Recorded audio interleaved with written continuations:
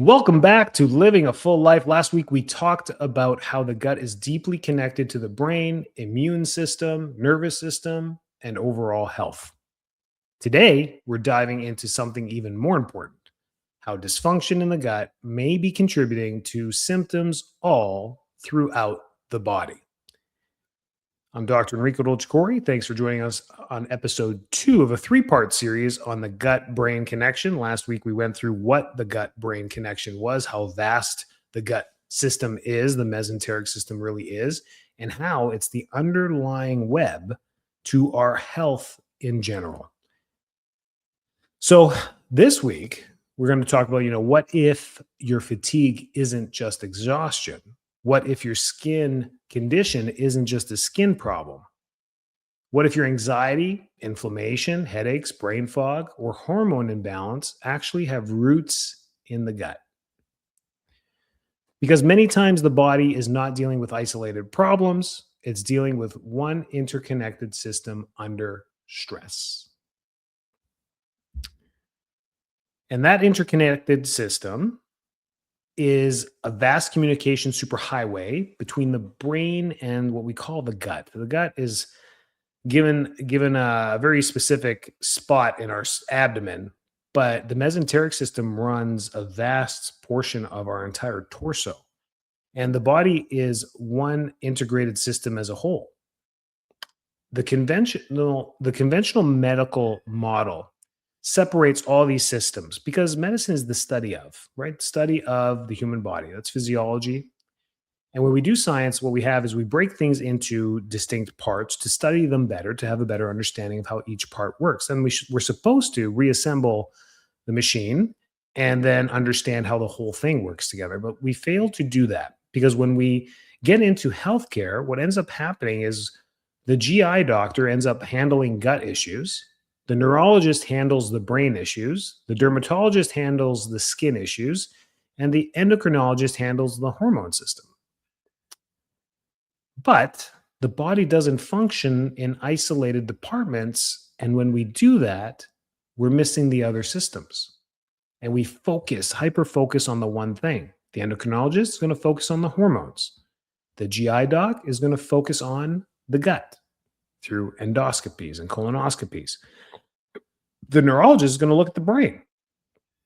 And the dermatologist is going to inspect the skin to see if there's anything they can do for the symptoms. The body doesn't function in isolated departments like this. One of the biggest drivers connecting these systems is inflammation. Inflammation runs rampant in the human body once it starts, and it crosses all boundaries. It has no borders. Chronic low-grade inflammation, for example. We've heard this shout out before. We have low-grade inflammation. What does that mean? Low-grade inflammation throughout the body. Why is it inflamed? Why is the inflammation everywhere? Where are my shoulders sore? Why are my knees tender? Why is my stomach digestion off? Why do I have brain fog? What is that? Why does chronic low-grade inflammation affect everything? Immune activation. So inflammation will create an immune activation in the body where the body's now attacking the inflammation. It's like, well, what's going on? Where is this coming from? And then we have inflammatory signaling that happens back and forth as well. We have increased lymphocytes, increased white blood cells, increased eosinophils. We start getting increased production of the immune system because it's being signaled by inflammation all over the place. It's like all alarms are going off. Inflammation is helpful short term. Chronic inflammation is where problems begin. Once we're inflamed for too long, it's like heat. It's like fire. Once the heat is there, it's nice, it feels good, but the heat's there for too long, the room gets warm, it gets too warm, it gets too hot, the fire gets too big. You guys have been camping, it gets out of control. Danger can happen, right? It can catch other systems on fire. It can catch the grass on fire. The grass can then catch the trees on fire. The trees catch fire. Then California burns. And then it turns into a big mess really quick. So that's how inflammation works as well. One of the major concepts discussed in functional medicine is intestinal permeability commonly called leaky gut. Leaky gut. And that's what this episode is all about. What is leaky gut? Intestinal permeability is not like a sponge where we create a bunch of holes. Intestinal permeability is the lack of the intestine's ability to absorb. Kind of counterintuitive to what it sounds like. I always used to think of like the leaky gut is like Swiss cheese. Oh, okay, that makes sense. There's holes in the gut. It's not holes. It's the gut's lining inability to absorb anymore. So think of it as like windows in the house that help, when you open them up, helps produce circulation. You get air in, get stagnant air out. It's a nice little system that you can open and close at will. If it gets a little too windy, or if it gets cold, or if it starts raining, you close the windows and you protect the inside from the outside. It's a barrier. Well, our gut works that way too. We eat food, the windows open, minerals and nutrients go into the body, and then we close it, and then the waste keeps passing by through the wind, right? I like that, the wind, like passing gas. That's great. So it goes by, and then you open and close these windows. However, if the windows get rusty, or if the locks get jammed, or if the screens start to fall apart, or they seal shut for whatever reason, and we can't get these open, the absorption ability of the gut slows down, where now there's all these windows that are going down. They're not being able to open up. That's leaky gut. Your intestinal lining is designed to act like a selective filter. Nutrients pass through, harmful substances stay out. That's the baseline of it. When the gut lining becomes damaged or inflamed, particles can pass through that normally. Particles that should pass through that normally do not. They don't. And that's the issue. So the triggers of this are typically stress, alcohol, processed foods, chronic inflammation, medications can do this, infections, chronic infections, poor diet, dysbiosis. Touched a little bit on this last week, but now we're diving into it a little bit more. When the immune system constantly reacts to what's leaking through, inflammation can spread throughout the body. This is the whole idea of food allergies. And when we test for this, why are there certain compounds, amino acids, particles from certain foods that create an inflammatory response to us? They can be drastic, like a peanut allergy or something where it closes the airways in the throat, a bee sting. It's that histamine response that happens. How is that happening? Why does that happen? When we ingest certain proteins, carbohydrates, and fats, typically the carbohydrates and proteins that get broken down into amino acid chains, if those certain particular chains can get through these windows, through these areas of inflammation along the gut, and they get into the bloodstream, that's where they wreak havoc.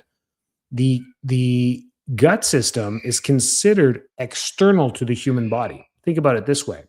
On the outside, our skin protects us from the barriers of the elements of the environment of the world. On the inside, our gut has to do that. Why? Our mouth, ears, nose, everything, well, mostly our nose and mouth, is an opening to our body. It's everything from the outside can get in. We can literally put things in our mouth and eat them if we want from the environment, right? So it's an opening. The other opening is on the other end where all the waste comes out. And think of it as one long tube that's contained within the body that's being protected from the outside in. It's protecting the outside stuff from the inside stuff. So once we get these windows allowing certain amino acid chains that are not broken down properly because of chronic inflammation in the gut, they break through into dysfunctional chains into the bloodstream. Now your body's like, well, that's a weird amino acid chain. What do we do with that? Where do we put that? It's not broken down into particular amino acids so that we can take it to the liver, do its thing, and build more muscle or go do stuff. We don't know. We don't recognize that. And it goes to areas, typically joints, or it can go to organs, but it goes to the skin. The body starts to put it through the lymphatic system and tries to get it out of the body through our immune system. Our immune system attacks it, tries to break it down. It's like, why are you like this? That's a weird chain of amino acids. That's a weird chain of carbohydrate. That's a weird chain. How'd you get in here? You're not glucose. You're not sucrose. You're not dextrose. You're not maltose. Like, what are you? Like, this doesn't make sense. So it breaks. And then what it does is it tries to get it out through the skin or through the urine or wherever it can. And that's the inflammatory response. It gets into our blood and lymphatic system. And that's why it ends up on all different parts of the body. We can get rashes anywhere. We can get skin allergies anywhere. We can get skin or dermatology issues anywhere because of how it all works. So when the immune system constantly reacts to what's leaking through it, inflammation can spread anywhere. Not every disease is caused by leaky gut, but growing research continues to show gut integrity plays an important role in overall health and immune regulation. So this is not your most, this is not the most entertaining part of the segment, but it's symptoms. And many people feel mentally sluggish all day long because of things called like brain fog. And this is inflammation, microbiome imbalance, and poor nutrition absorption. So, brain fog, what does that mean? It's a blanket statement to just not being able to think and act clearly. And it's due to the chronic inflammation over time. Like we said, if things are flying through the entire body, through the circulatory system, through the lymphatic system, hopefully they're not crossing the blood brain barrier, but it creates mental fatigue because the brain is constantly spurring the immune system to attack, attack, attack, produce more white blood cells, attack, and it's taxing on the systems. Imagine being in World War III as the military operational director, and this war just keeps going. The inflammation just keeps going. Yeah, for 4 months, we're working hard. For 4 years, boy, we're fatigued. For 10 years, oh man, this person's going to quit or step down. I mean, for 15 years, so the longer we have this, the more fatigued the brain gets, the master control system gets. And this is where we feel sluggish. It can also affect anxiety and mood. Kind of ties in with brain fog as well. If you're just not feeling well, your mood's going to change. You see this all the time. You see this with people with just general pain anywhere. If they have pain for long enough, you can deal with pain, sprained ankle for a week, but if the ankle hurts you for 7 months, now it's starting to get irritated. Now you're getting, concerned. The mood changes. Like, man, I can't go for a run. I can't do that. So that pain is the signal that your gut bacteria influences directly neurotransmitters, inflammation, and stress signaling to the brain. And if they're constantly signaling, we're constantly in this feedback loop of attack. This can affect serotonin relationships and stress response overall. And fatigue, general fatigue overall. You can sleep 8 hours and still feel exhausted if inflammation and dysfunction are occurring internally. This is where we may not feel like we can ever rest properly. It's because of the chronic inflammation within us. Your skin often reflects what's happening internally. Acne, eczema, psoriasis, rosacea. These are all chronic inflammation, food triggers, and immune responses, all of those. So by looking deeper into this, into the gut, not only do you reverse a lot of this stuff, but you change the way the body functions overall. Because once it's under chronic inflammation for years, and you start to reverse that process, which takes time, it takes some patience in there to do this. And once you start to reverse it, a lot of things, not only do they get better, but it changes the way you function overall. Researchers continue exploring strong connections between gut health, immune regulation, and autoimmune conditions. Hashimoto's research is on the rise. Rheumatoid arthritis is back in full swing across universities around the world. Lupus, inflammatory bowel conditions. These were big 20, 30 years ago. A lot of money was being put into this because of the chronic wear on the workforce. It still is, never stopped. But because there was no conclusive treatments for it overall, it was just, ulcerative colitis, do the surgery, remove the resected portion of intestine, leave what's relatively healthy, monitor for a while with steroids as the years go by, as it spreads, the inflammation spreads and attacks more of the gut, you remove more of the intestine. That's where they default. And all that research didn't change those outcomes with ulcerative colitis. So they're like, that is still the treatment for extreme ulcerative colitis patients and diverticulitis patients is surgery, which is extensive. So autoimmunity is the immune system becoming dysregulated. That's what autoimmunity is, autoimmune conditions. What is the automatic immunity? What does that mean? Well, it's when it becomes dysregulated, your signaling automatically triggers everything. It's all on war when it comes to your immune system. That's the autoimmune. It's like constantly stuck in a war. That's my best analogy for it. And a major portion of the immune system interacts with the gut daily. A major portion, not minor, a major portion. Hormones. This one is a big one. Big one. We have hormone podcasts that you can go and listen to specific hormones. But when it comes to the gut, and listen closely, estrogen metabolism happens entirely in the gut. Entirely. And the estrogen is not just a female hormone. It affects men as well. We both have it, just different balances of it. And it's really important to have that balance. Men can be estrogen dominant, which throws everything off for them. Mood, fatigue, energy, body composition, and for women too. So it's not just that. Cortisol, entirely discussed in the gut, and insulin resistance. Hormones don't operate independently from inflammation, sleep, stress, and gut health. They do not operate independently. They operate together. And when inflammation attacks, they all struggle together. Food sensitivities. You've heard a lot about this. Blood testing for food sensitivities and food allergies is the most conclusive way to do this. You have to look at the blood to get a conclusive idea on what's going on. Now, to test every substance in the environment would be hundreds, if not thousands, of points. So typically, you look at about 100 or 200 of them at a time. And the most common ones that are used. So when you do a food sensitivity or food allergy testing, they look at about 200 of the most common, which means you could be missing some other little things as well. However, it's a nice blanket to do and check. We do this for kids. This is where we start with kids. Kids going down the medical route of endoscopies, colonoscopy. I mean, that is just, it's too intense for them. And typically they're young and very healthy that you don't really find pathology. So you don't do that with them. So starting them with a blood test is a finger prick test is the easiest way to start. And I recommend many adults should do that too. You should know what you're sensitive to because it means that's where the leaks are in your gut. So doing a food sensitivity test, such a smart way to start. Bloating, headaches, skin flares, fatigue after eating, food sensitivity.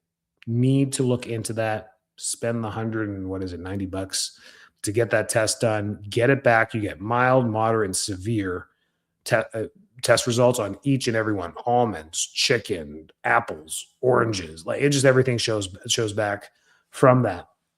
And you can even environmental sensitivities as well. Sometimes food sensitivities are less about the food itself and more about the condition of the gut.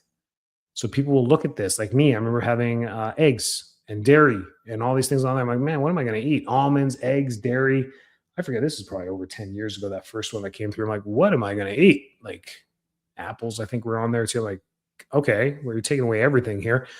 And I can eat eggs now and they don't bother me at all. Dairy, still not a good choice for me for other reasons. But you learn this stuff, you stay away from them, you feel great, and you know in the back of your head you're controlling inflammation. Pretty smart test to start with. Very smart test to start with. Now, here's why people stay stuck after helping thousands of people. It's unbelievable as the years go by. Next year will be 20 years in practice for me. And I'm just adding it up in my head. Man, we're in the thousands talking to people, thousands of conditions. Like, I mean, this is why people stay stuck. Or, why people stay struggling for years.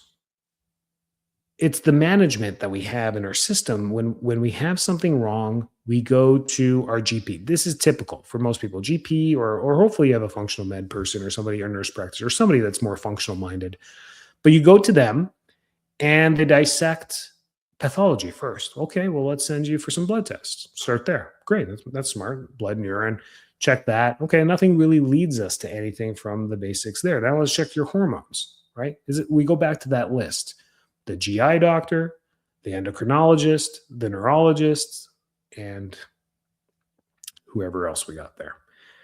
You go through there and they just check those things. And if they don't have a direct referral for you, then they're like, oh, I don't know what to do. Let's send you to the GI doc, or let's send you to wherever the dermatologist, whatever the condition is. So we have antacids for reflux. We have creams for skin. We have stimulants for fatigue, and sleep meds for insomnia, and antidepressants for the brain, or uppers, whatever they do. That's the system, right? And we're always stuck in that system. Medications absolutely have a role when needed, but if we never ask why symptoms in the first place, the underlying dysfunction may remain inevitably. Many people have never had anyone evaluate their gut. Many people have never had a true gut assessment. Inflammation, microbiome balance, digestion, absorption, or nervous system function. Before social media, before television, before all this stuff, you go do your business, number one or number two. And when you did number two, you'd look at it. People would look at it. It used to be a thing. They used to tell you, look, make sure you're okay. Are you okay? How are you pooping? You pooping okay? Now we are disgusted to even look at it. We won't even look at the toilet. We hit the flush button before we even get up, because we don't want to look at it. It tells you a lot about your overall health and microbiome. What should your poop look like? It should be solid, should not be loose. Shouldn't be very hard. That's not very common for adults in America to have that very hard, stiff poop. They don't do that anymore. No one eats that much fiber anymore, so you don't see that. But it should be firm, should be falling apart in any way or scattering in the toilet in the water. That's the issue there. Your kids, you look at your kids, many of your kids have healthy digestion when you see that. Or if you dealt with a kid with constipation, that's the hard poop I'm talking about. That's painful. That shouldn't happen. But looking at that can tell you a lot. And we all do. I think naturally, once you stand up, you look. Everyone just kind of takes a peek. It's a natural thing. Your body you want to know how your body's functioning. If you completely don't and are completely ignorant to that, I mean, you should. You should look at it and be like, okay, well, I don't know what I'm looking at, but is that right? I mean, it looks like all the collards that I ate are just right there. Did they even digest? What's going on? I can see the kale. It's right there. Well, why is the kale coming right through me? Well, there's a reason for that. It's microbiome dysbiosis. We don't have the proper microbiome that eats deep green leafy vegetables or breaks them down properly, or you may be too low in that, so they're passing through you a little bit quicker. Just as one example, we could sit here all day and talk about poop, but let's not do that. Many people have never had a proper and thorough assessment. So, but there's hope, and there's a way to do this. The body can heal. The body's trying to heal every single moment of your life. Inflammation can improve. Gut function can improve. Nervous system balance can improve, and it matters. And your lifestyle matters. Your body is constantly trying to survive, thrive, adapt, and heal.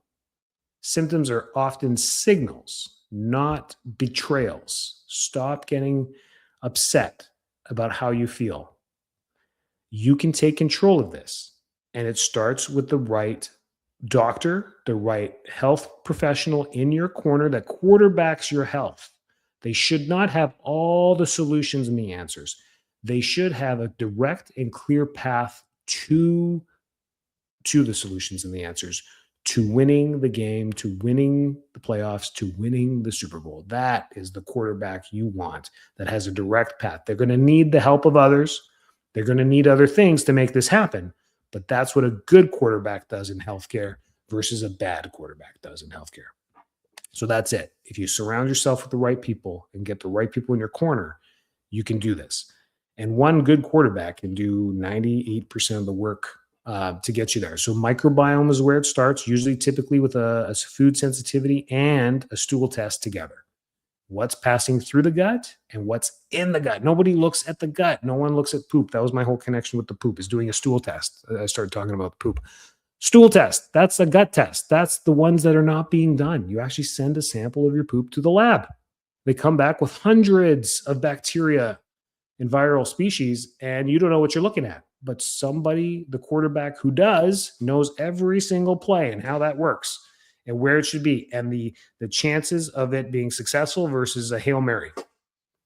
And that's the one who you want quarterbacking all of it. If you've been dealing with chronic symptoms and feel frustrated because nobody has looked deeper into the root cause, this may be the missing piece, finding that quarterback. And at our office, we utilize functional medicine testing, stool analysis, nerve system focused care, and personalized strategies to help patients identify underlying dysfunction and restore optimal health. info@fulllifetampa.com. You email us. This can all be done virtually. Test kits can be sent to your home. You do it at home. You throw it in the mail. You don't even have to leave the house. So this can be done remotely anywhere. If you're listening to this anywhere, call us first. If you're in a different state, we may connect you with somebody interstate so they can help you with some insurance stuff if you need that. But typically, this is out of pocket with those tests. There isn't any insurance companies that cover any of this, hence why your GI doctors don't send you for this stuff. And if they do an allergy test, it will be a blood or a skin prick test to environmental allergens because insurance typically covers those things for environmental allergies. But you still have to jump through some hoops with that. You have to be prescribed Claritin or Zyrtec or something and go through a process of that first, come back with the same symptoms saying it's not helping, and then get approved for an allergy test. So there's hoops we have to jump through that. With functional care, you have no hoops to jump through. We get a thorough background and a history, and then we go ahead and get to work. That's how it all works. Reach out to us. If you need anything, stay well, stay healthy. Next week's podcast is part 3 of this. And we're going to be going through how to fix the gut. This one is how it ties it all together. So if you didn't listen to today's podcast, next week's podcast is just going to be a big bomb on you. Like, man, I got to fix everything. But it's going to be streamlined on how to address a vast array of conditions and how to truly eat and live for a healthy gut. Stay well. Take care.